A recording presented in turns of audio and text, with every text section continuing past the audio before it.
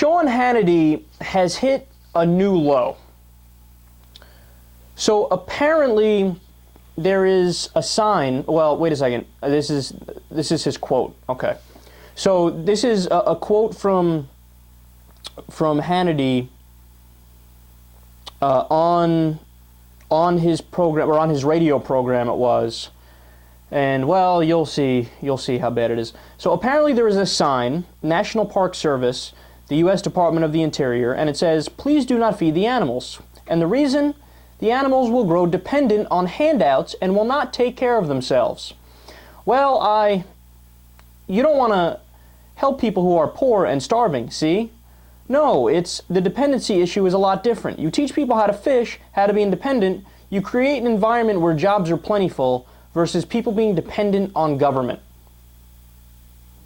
So, yes, you heard that correctly. Sean Hannity is comparing poor people to animals. Now, some of you listening might say, hold on, Kyle, wait a second, that's not fair. He was obviously using a metaphor, and I believe the metaphor is true. The metaphor is, dependency is dependency, and that's the point he was making. Well, look, let me explain to you guys. And by the way, there are probably a lot of people listening that really thought he nailed it. Like, oh, there you go, made perfect sense. Let me explain to you guys why it is that argument is a very, very bad argument. It's just not a good argument. Okay, so let me just give you a couple numbers here first to lay the framework for my point. There are 3.4 million people that die each year because they don't have clean water to drink. There are 780 million people who don't have access to clean water. There are 13.1% of the population of the entire world is going hungry. So that's 925 million people that are going hungry. Now, I pose a very simple question to you guys. Those 925 million people, do they all work less hard than all of us who can eat? Who have the money and the resources to eat? Or how about the 780 million people that don't have access to clean water? Is there something, or is every single one of those 780 million people that don't have access to clean water, are they all lazier, and do they all not work hard enough?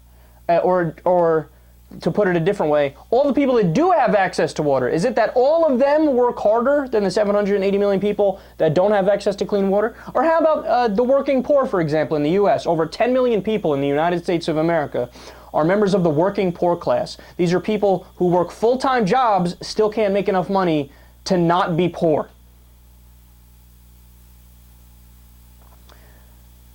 No, of course these people aren't all inherently lazy and sit around and they can't get clean water or can't get their hands on something to eat. I'm sure the majority of these people are super hardworking people who do their best to make a good living and get by and care for their families, etc.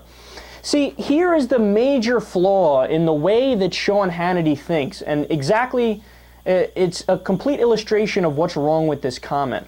See, in Hannity's mind, he thinks that the world is a meritocracy. So, in other words, think of it like a sprint, like a 100-yard dash, like a race. So we're all at the starting line, all of us, everybody in the world. You got, all the Europeans, all the, what Hannity would call the white people, Americans, all black people, all Spanish people, all Asian people, etc., etc. Everybody in the world is on the starting line. The gun goes off and we all race. See, in Hannity's mind, that's what the history of the world has been like. So we all start off, and white people just naturally get ahead because white people are better, and all the poor people, regardless of race, because he didn't say anything specifically racist in this, although he has before.